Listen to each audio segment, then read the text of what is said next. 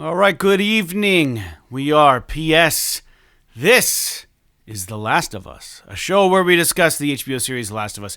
Each week, we're going to be giving our opinions, criticisms, and having discussions of each episode in the series. We'll also be discussing the PlayStation award-winning game of the same title and weighing them against one another. The show will be available each Monday night on our YouTube channel. We'll be spoiling the game in these conversations, and we are going to be having conversations with the understanding that you, the viewer, have watched the episode we're about to talk about. So for those just stopping by, my name's Fred Oakman, that's Jake Peters, and we also host a weekly PlayStation podcast titled PS This Is Awesome, a PlayStation podcast, and we've been going strong for a lot of years now. So if you're interested in weekly PlayStation discussions or interested in viewing more content like this video, just subscribe to this YouTube channel. We'll do the rest of the heavy lifting for you.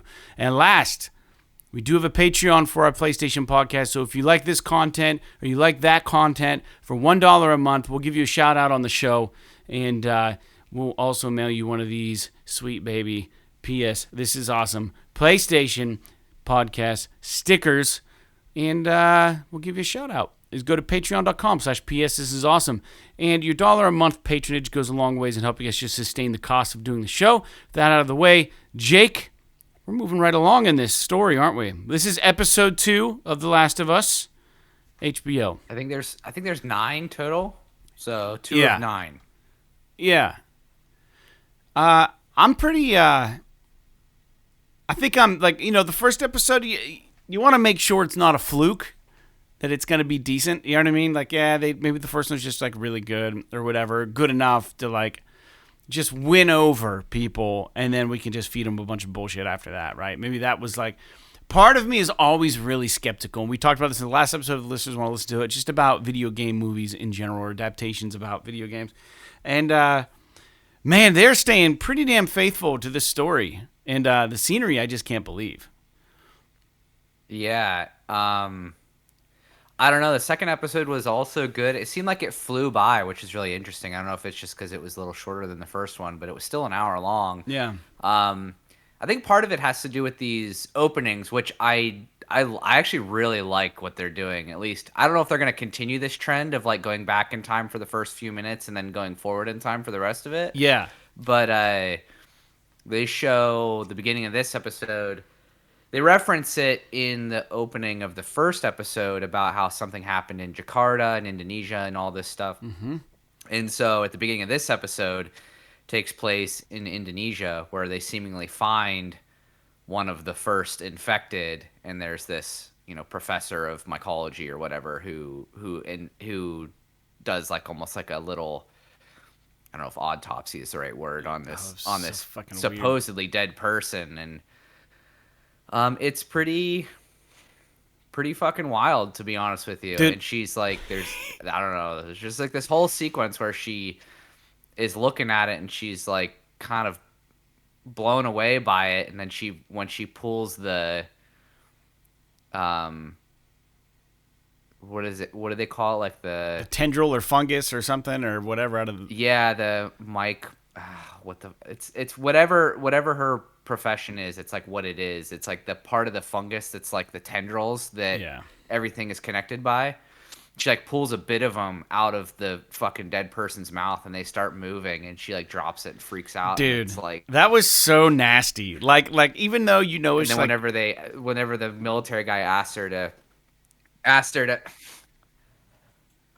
I don't know. I was just thinking, like, whenever the military guy asked her, like, well, what do you do? How do we make a vaccine? Whatever. And she's like, just fucking bomb everybody. Yeah, just bomb the place. That's the only way to do it. It's just bomb it. Yeah, dude. First of all, I love like so. Yeah, awesome. So like in the game, we don't get any of like we just get like bits and pieces of story, right, through like random shit that you pick up in the game, but you don't really see any of this stuff. And I don't even know in the game that they even talk about Jakarta, right, where it started. They don't even indicate maybe that's where it started. And we don't even know that's where it started. They just took us there. I love that this lady's just like eating breakfast or something, and like the fucking military guy comes waltzing in, and like they're all like looking at her, and she's just like, "Am I in trouble?" On the car ride, she's like, "Am I fucking in trouble? Like, did I do something? Do you have the right person?" They're like, "Yeah," and they're like, "You are blah blah blah blah blah, professor," and she's like, "Yeah," and then like she gets to look in the microscope, and then the lab tech is gonna be like, oh, this is what we're seeing. And he's like, no, shut up. I just want to hear what she has to say. She's the professional. And then she's like, this is exactly what it is. And he's like, that was what we're afraid of. And she's like, but, it can't live in humans. And he's like, yeah. Oh, yeah. And then they show her the body, which is fucking rad. I don't know. Have you been watching the like post-credits stuff? Yeah. So it's really cool. They're doing like these short kind of behind the scenes of The Last of Us sort of mini documentaries after each episode. Mm-hmm. And they talk about how they changed the virus in the show so that it's not airborne anymore. It's like it has to be from a bite or direct contact otherwise, because these things have to get inside of you or whatever. Mm-hmm. Which is like a pretty big departure from the way that the game does it, because in the game you have all the spores and they have to wear the gas mask and all that kind of stuff when they go through certain areas, and they explain it by saying that it would be difficult to translate sort of like an airborne illness in a TV show. Yeah. Like, how do you sort of quantify that visually? And they do it in the game, but it's like, I don't know, it's like, it's a little bit of a loose cannon there, because you're like, how is everybody not fucking dead then? Mm-hmm. And like all this stuff. So, and the spores only exist in like some places, not in others, right? It's kind of weird in the game, right? Yeah. So, so they're just like, you know what, let's make it a little bit more controllable. Let's do this. And I don't necessarily have a problem with it. I think that it's a little bit, if I had like one negative thing to say about the way that they changed it, is just that, if anything, it's kind of unbelievable in the other direction, where it's like, there's always been kind of there have been tons of sort of just academic sort of conversations about what would happen if there was a real zombie apocalypse, right? Where it's like, you have to get bit to get infected kind of a thing. And the consensus is basically like, oh, that would be fucking put down super fast. Because, like, if you have to have direct contact, it's not like COVID or something where it's just like you can't trace this spread. If it's like you have to bite somebody to get infected, that's easily traceable. So it's by definition a lot easier to quarantine. Mm-hmm. So to me, it's almost a little bit unbelievable that the world would instantly descend into chaos like it does in the first episode simply by direct contact via this thing. You know what I mean? Unless all of these people are already infected and then like somehow the fungus all activates at the same time. Because they do talk about in the show how one of the other things that they changed is that, like fungus, it's all kind of connected as one organism. So like if you step on a little widget over here, zombies like a mile away will know exactly where you are because they're all like connected. It's like one organism. Right. So, and they kind of display that in the second episode a lot with like these hordes of zombies that are just acting in unison, which is pretty interesting. Yeah. Because that wasn't part of the game either. No, it wasn't. Yeah.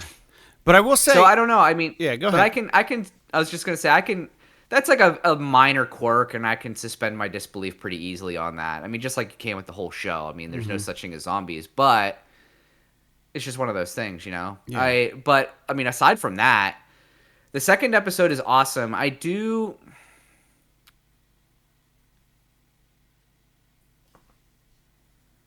It was one of those episodes, though, where, like, when it was over, and maybe it's because I'm so intimately familiar with the game, where, like, when it was over, I was like, not much happened. You know what I mean? Like, a lot happened, but not a lot happened. That's what you said about the first episode. Do you understand what I mean, though? Like, sure, but I think, but the first episode, I guess what I meant by not a lot happened is we didn't get very far in the story, but thinking about it in hindsight, I think in the first episode they spent a lot of time building the world for people who are not intimately familiar. Oh yeah, 100% with the game, right? Yeah. And so that kind of makes sense. And I see them doing the same thing in the second episode where the episode is literally called Infected, and they're introducing you to the concept of what is the practical display of the cordyceps virus. Yeah. What does it mean when you see it in real life? And you're seeing that further. That's like the whole point of this episode, is to show you like the what it looks like and the consequences of getting yourself bitten. And what you can do to Or try to exposed. avoid getting bitten, right? How do you be safe around this? Like what are the measures that you have to take, right? And they go over this where, Ellie's talking to Joel and she's like, have you ever killed one? And he goes, yeah, I've killed lots of them. And then she goes on and she's like, does it ever bother you to know they were human? And he's like, yeah, sometimes, as like an honest answer. Yeah, sure, it does. But, and then, the whole time we're watching it, Chelsea's like, sort of like, what happens if you shoot him in the head? And I said, well, in the game, that's pretty much what you have to do to take out the clickers. You have to get them with a headshot or something. I said, I don't know in this. Like, I don't know. And it seems like it's the same. Like, it almost requires like a headshot for the clickers. The other ones I think you can pretty much take out any way you want. But I really liked more of the dialogue, and I know it seems like you said, like there wasn't really a whole lot being exposed, and you are right. I think that they are using this as a tutorial per se for the non-acquainted. This is the world again. This is what happens. This is why it's dangerous, and we see the direct effect of getting bitten for someone who isn't immune like Ellie, right? Like Tess gets bitten. So, but like right out of the gate, like last episode, you said they kind of left off and you hoped they were going to revisit the conversation about Ellie, speaking of being infected, conversation about Ellie being infected, right? They were going to like, well, what the fuck is going on here? And that's exactly where this one picked up. It picked up with Ellie waking up and then Joel and Tess sitting a good distance away from her. And it's like, whoa, you know what I mean? Like back up, like what's going on here? And so they had that whole conversation right at the beginning of this episode, which I thought was really nice because that was a crucial moment in the game. Yeah, in the game they have that that conversation right after she gets bit, right? Or right after the outside the quarantine the zone. guard. Yeah, right after the guard scans her and it comes up red or whatever. Yeah. I'm just glad that they did that, and but I mean, incredibly faithful to the game. I mean, the only difference that I could tell, and maybe you can correct me because I don't know if I remember this correctly or not, but I'm pretty sure in the game, the first building that they kind of go through, that's like an office building, and they're just kind of like going through that to get to the museum part. The museum part was straight up just like pretty much just like the game, down to like the specific displays that they were going through. It was like all Revolutionary War stuff. Yeah. And that was all like from the game. All the displays were all this Revolutionary War stuff from Boston. Yeah. And but in like I'm pretty sure before that, there's that whole sequence where you're going up and down all the levels in that fucking office building. And I was talking to my wife while we were watching it. I was talking to Sarah and I was like, this reminds me when they go into the hotel and she's like playing with the fucking bell at the desk and stuff. It reminds me of when they go in the hotel in Pittsburgh. 100%. Yeah. So exactly. And so I was wondering if they're mixing and matching a little bit here with some of the locales. And I'm wondering kind of where we're going to get after, because it sounds like the next episode is going to be Billstown. And after that, in the game, is where the Pittsburgh stuff takes place. And I know they have Sam already cast, so we're gonna get. My question is it gonna be Pittsburgh, or is it gonna be another city? Because I don't. Pittsburgh's very easy to identify with all the bridges and stuff. And there is a shot of one of the trailers where they're showing like part of the movie or the series, and you see like a golden kind of like steel bridge, but it definitely isn't Pittsburgh. And I'm like, I hope they don't take a lot of liberties with trying to sell Pittsburgh as Pittsburgh when clearly it's not. I mean, Jesus, I agree with you, and they're definitely going to visit Sam and whomever else. I forget the other person's name, but we're gonna meet some characters, right, that you meet in the game. But without going into detail about what happens there, Pittsburgh is one of the locales, and I like what you picked up too about the hotel. The down to the decorations inside that, where she starts pushing that cart, Yeah. and then that guy under the water, like the dead guy that is kind of scared, gives her the heebie-jeebies, freaks her out. Yeah, that's definitely a Pittsburgh scene for sure, and the scene before that was interesting, and it's like a game thing. It's a very gamey, a lot of throwbacks, callbacks to the game. Like in the game, when they're leaving after that first scene where they wake up, and they kind of grill Ellie about being infected, and they try to decide what they're gonna do. Joel takes this fucking bookshelf that's over the door and slides it out of the way, and then goes out. Yeah. And I'm like, that's so gamey because you move that shit all the time, shelves and bookcases to get through areas. That was a nice little nod. And then the other thing that I really, really enjoyed was when they kind of get into a dead end, and Ellie's like, I'll go. I'm smaller. And it's like, in the game, you actually do end up sending Ellie through some spaces because she's tiny enough to do it. But this time, Tess is like, no, I'll go. You're too important. So Tess goes, and then she kind of comes around and lets them out. And that's when they see all the zombies or all the whatever, the infected down on the ground way below. But the thing that was interesting to me was the sending someone to open a new entryway, and then also what they did to make you understand the danger of these buildings. Granted, like, you have an amazing view of just, it's pretty, it's chaotic, it's devastating. These cities just overtaken by all this growth. I can't imagine the amount of work they put into selling that, because it looked so fucking believable. I was like, this is insane. Like, this looks real. Like, I don't know how all the CG and all the crazy work they did. But when they're actually navigating that first building, like you said, on their way to the museum, which also has the gold top, just like it does in real life, like in the games, looked one to one exact to me. I was like, oh, that's where we're trying to go. I was telling Giles, oh, see that place in the distance? That's where we're going to end up.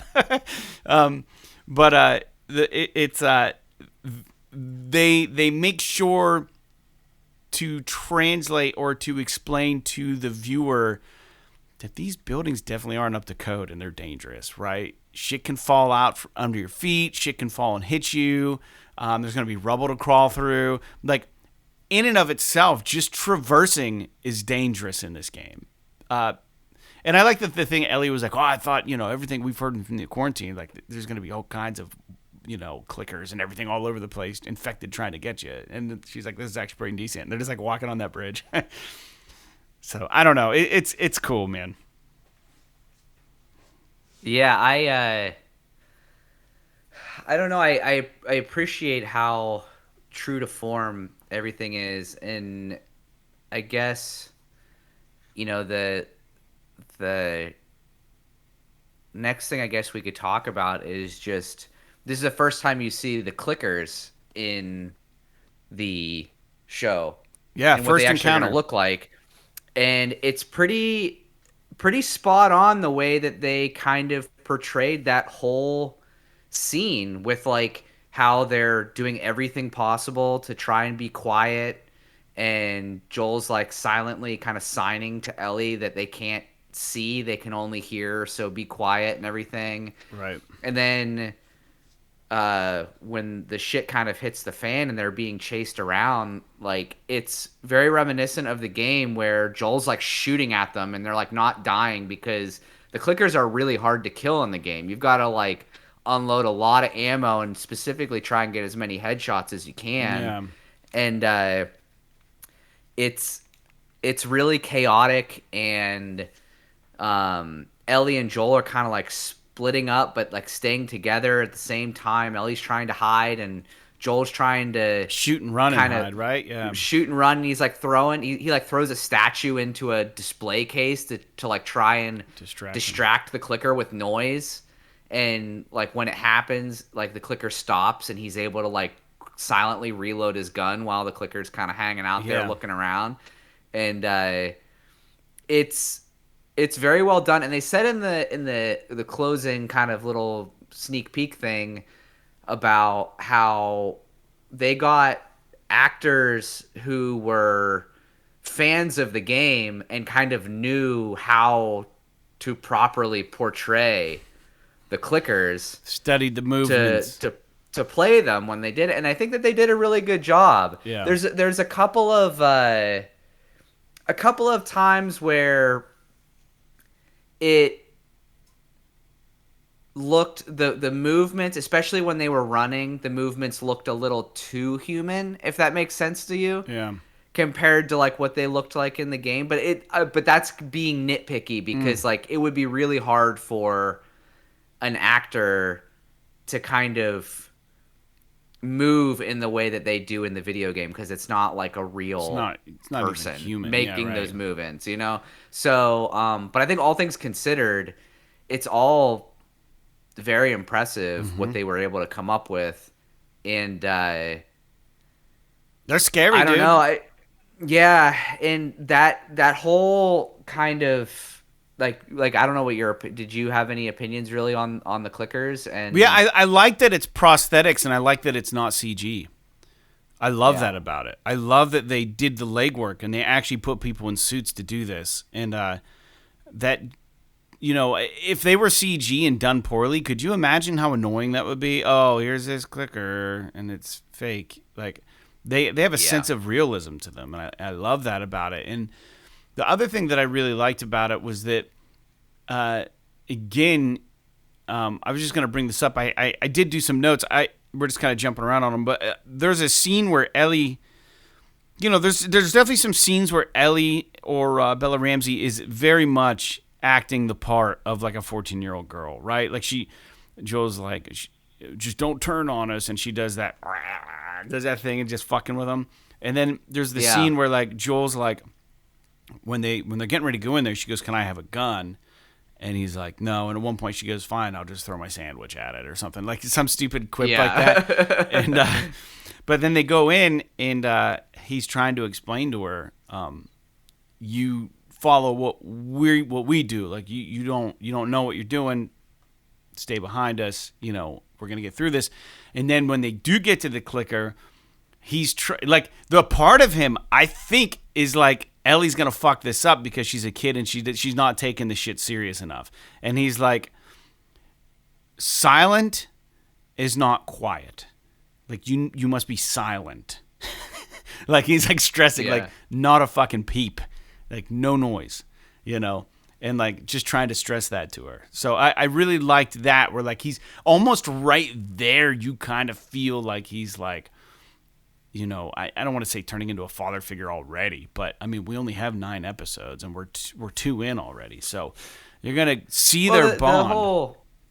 The whole Daddy Joel stuff really doesn't start until kind of Pittsburgh and everything that happens with Lucas and what's his name? Sam or whatever. But I Sam. think that I would be surprised if they don't start it a tad early in the show, just to make you feel the attachment between the characters and with the audience a little bit more. I don't know.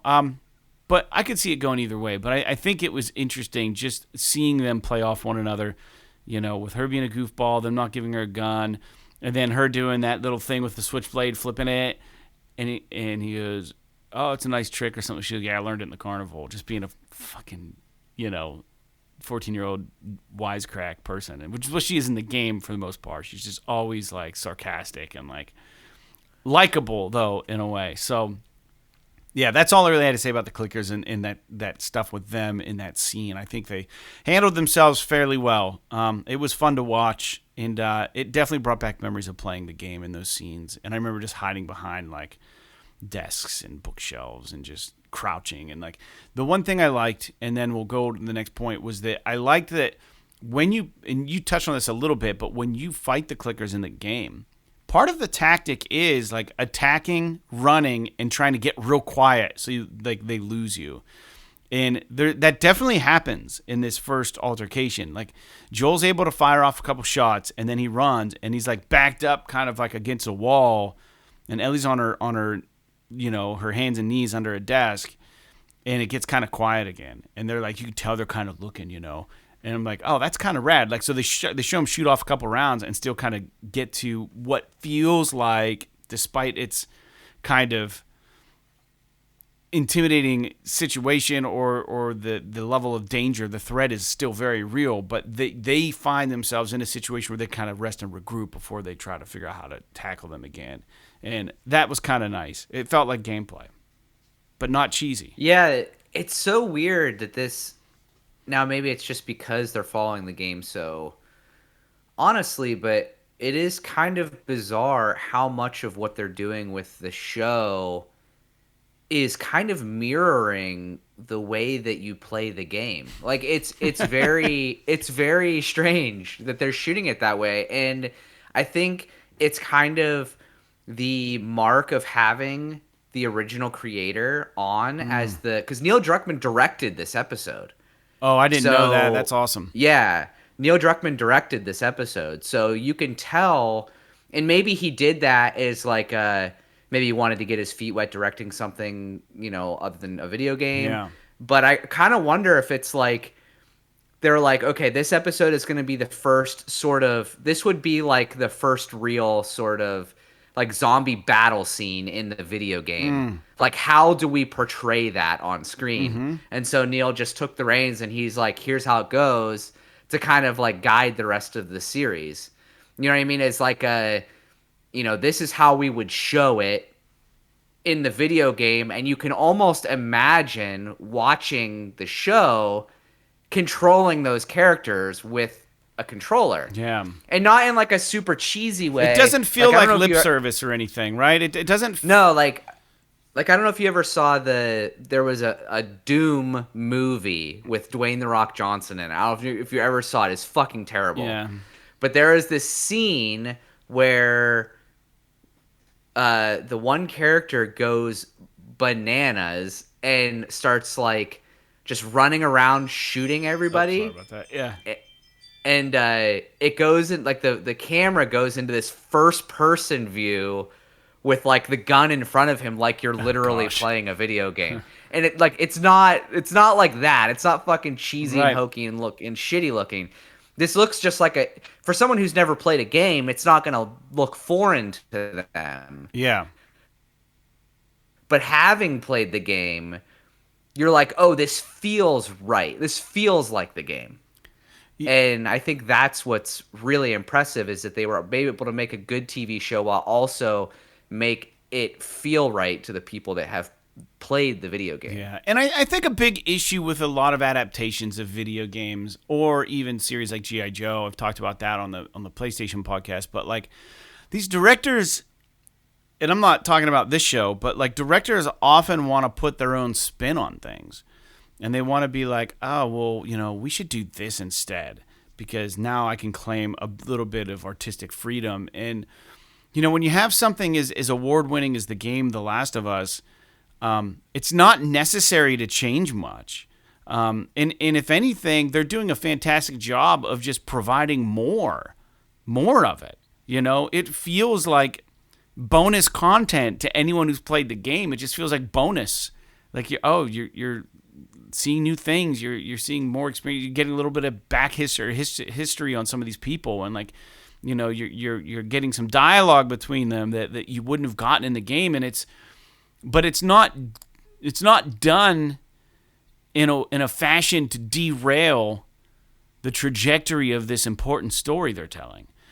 And that's what's so fascinating, is that like they were able to stick to the content. Like they're seeing issues already with The Witcher. We had issues with Uncharted. Uncharted felt really fan servicey, and I don't know, like it did really well. But like this, for some reason, they found the perfect formula so far of like not doing things just to do them to please the fans of the game, but also not doing things for fear of pissing off the gamers. But they're just, all of the decisions so far seem to have been thought out and done with tact and with purpose. And it's like, that's all you have to do, is just use your brain and like, would I want to watch this thing, right? Like as a director, like, is this something I want to see? Or am I going to let my ego get involved and direct something and just turn it into some kind of mess because I think I can do better than this thing that's already awesome? And the fact that Neil was brought on board is huge. It's huge because now you have, a direct association with someone who was heavily involved in the Last of Us game, in the franchise.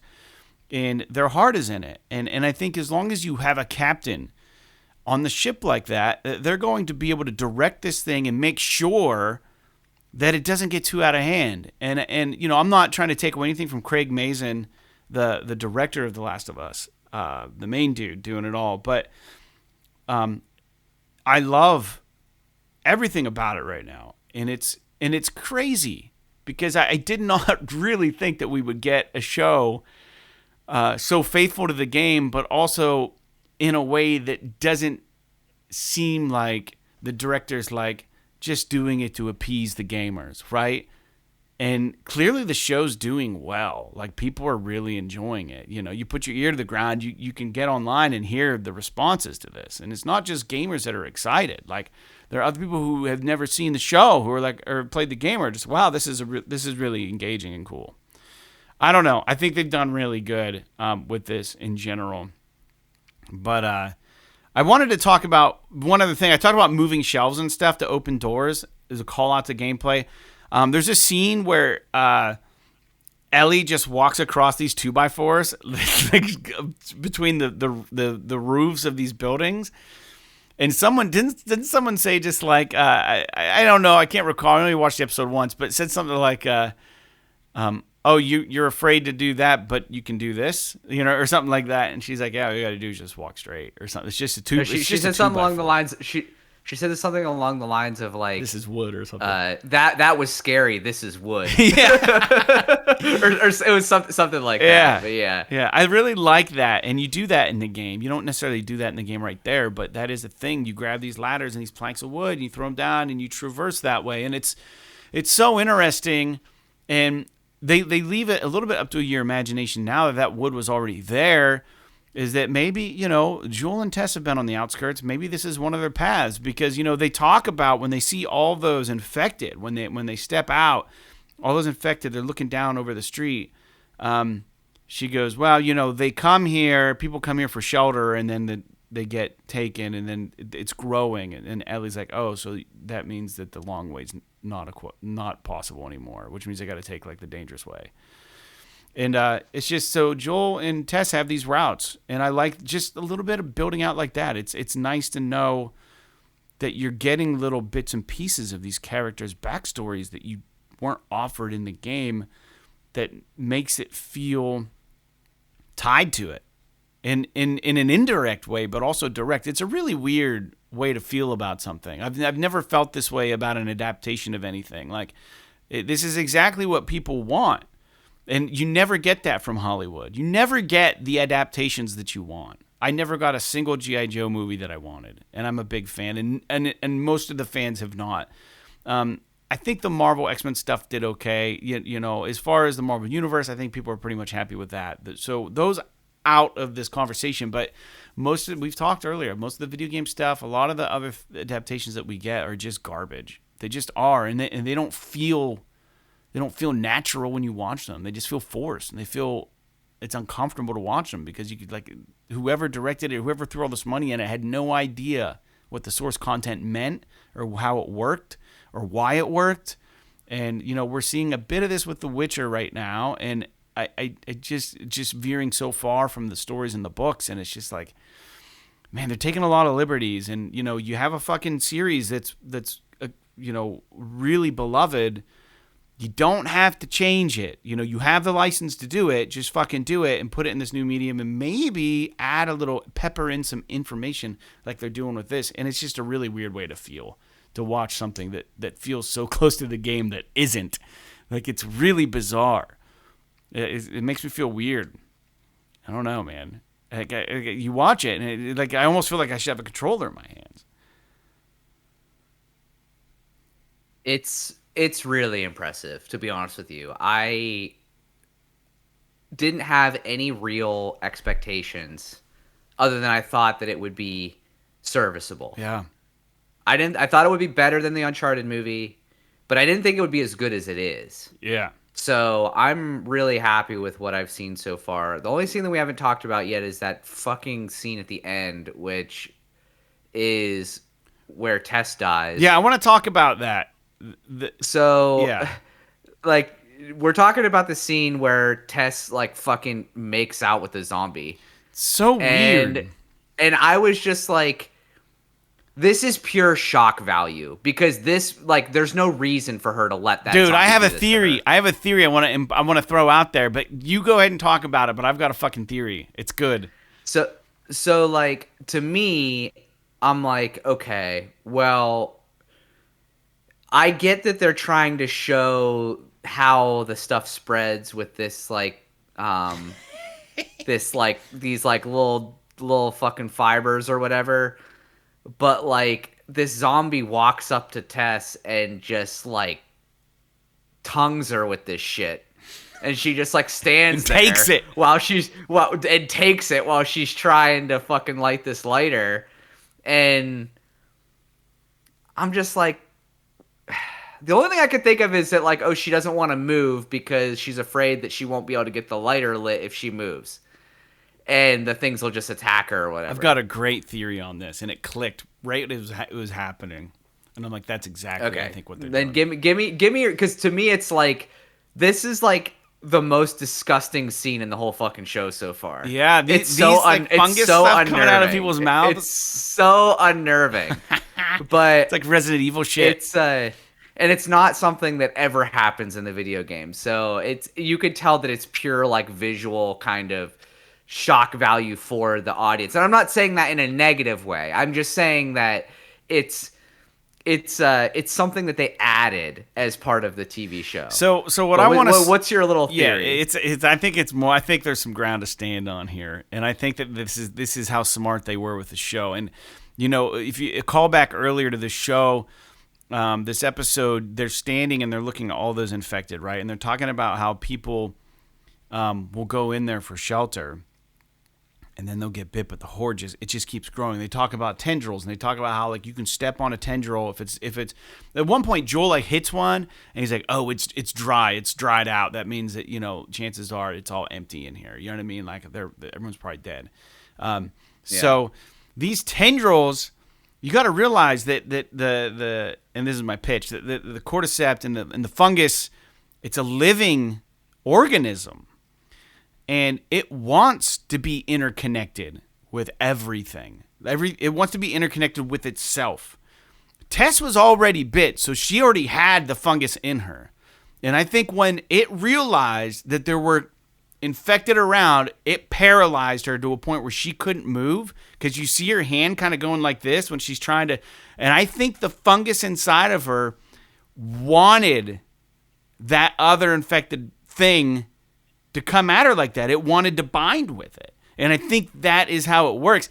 And I 100% believe this, but it's not confirmed. But I am guessing that when you get infected, because the first couple, like when she's infected, one thing the viewers should notice, a lot of those infected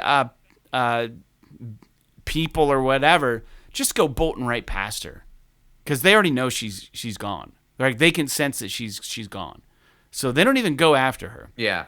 And then the one takes notice, and it's like, maybe they could use, maybe I should join a little bit with this person and help them along the way, right? And then Tess is just like, like I can't fucking do anything, and like I feel like it's the fungus in her controlling her body because there are paralysis and paralyzing effects of this in the cordyceps virus. So I bet that's what it is. I don't think that she was just like, yeah, I'm going to make out with this fucking infected person and let its tendrils or whatever, its goop get in my throat. Like, dude, no way. And another thing I thought that was kind of interesting about that scene, and something, I don't even know necessarily, but not that they even remotely sexualize Tessa's character, but,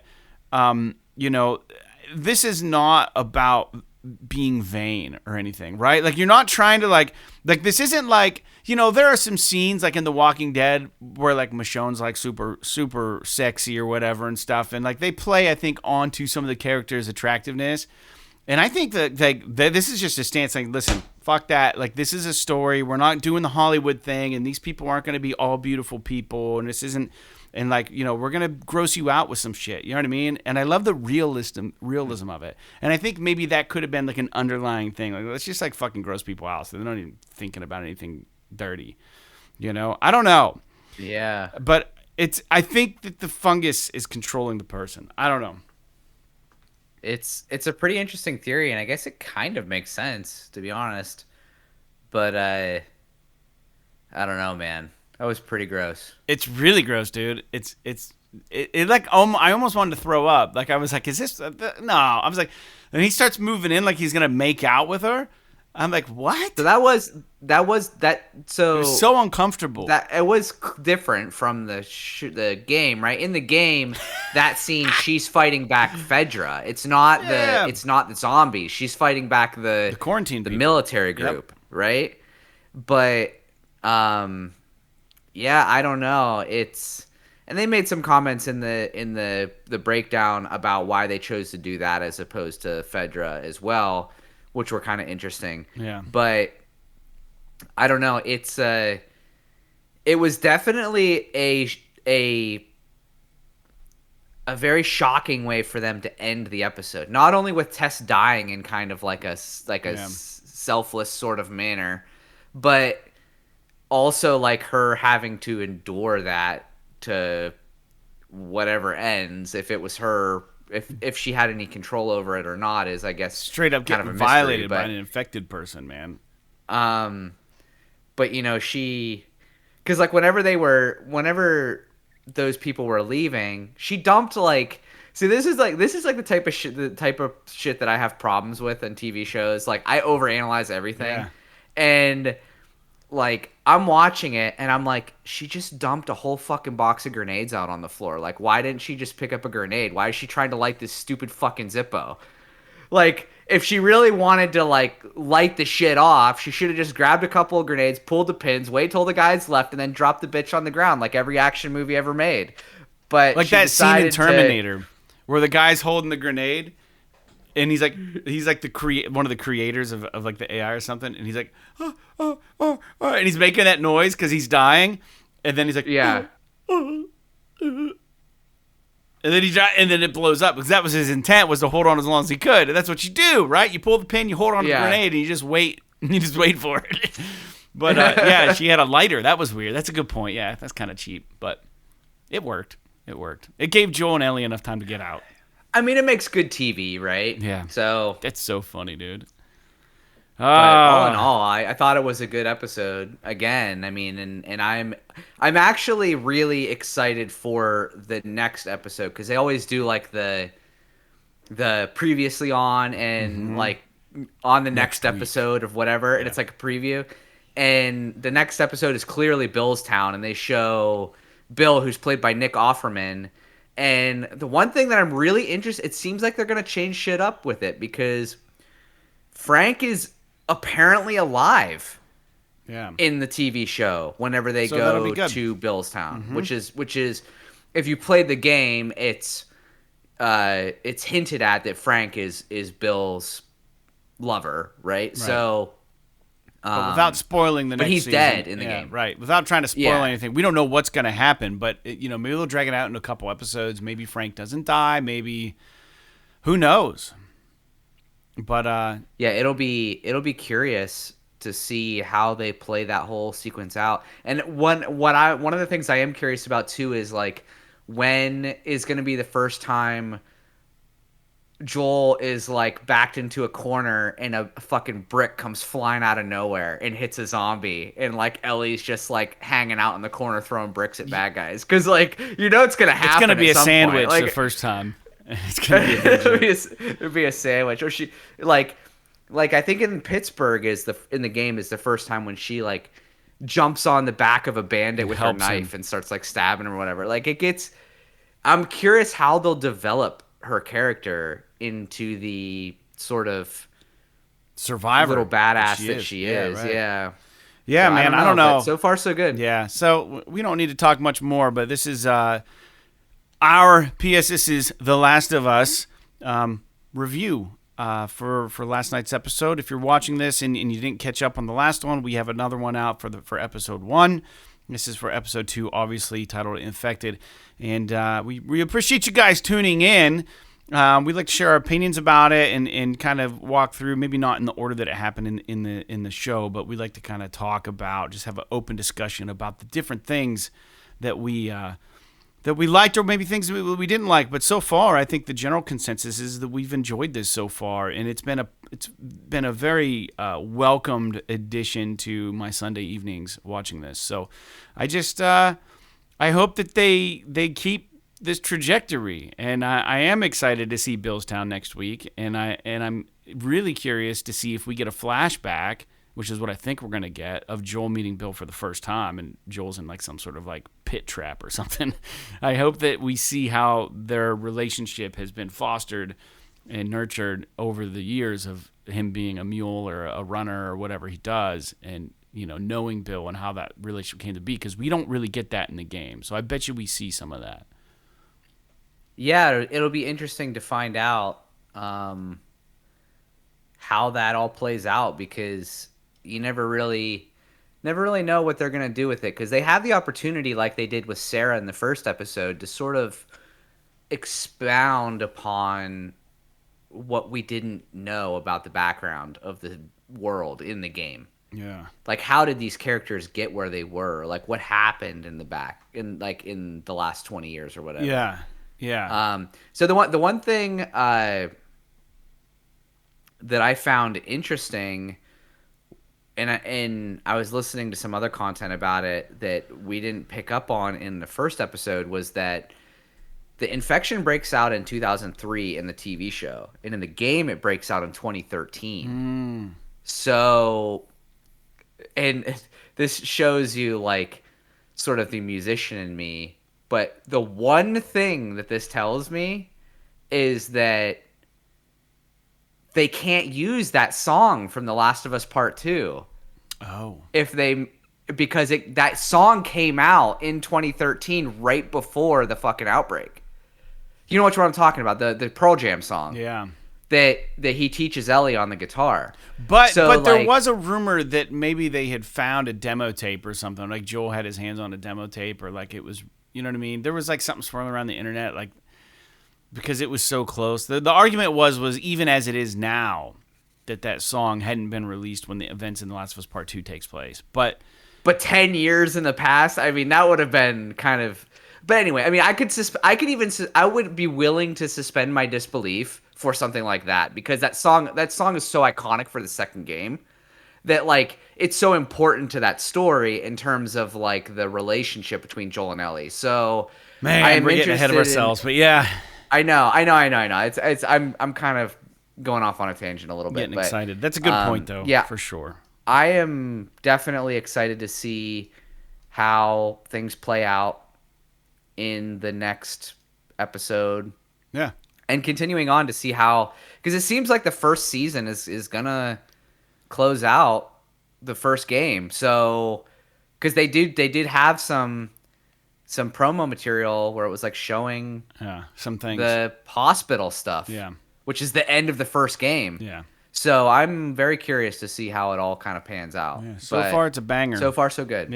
All right. So tune in next Monday. We're going to talk about episode 3, Billstown, and we hope that you join us, and we appreciate you tuning in today. You know, you guys could tune in to any number of different people talking about the show, but you decided to find us and listen to what we had to say. So thank you very much, and don't forget to check out that old PlayStation podcast we've been doing for 25 years. Anyways, until then, like The Last of Us, P.S. Yes. This is awesome. This is awesome.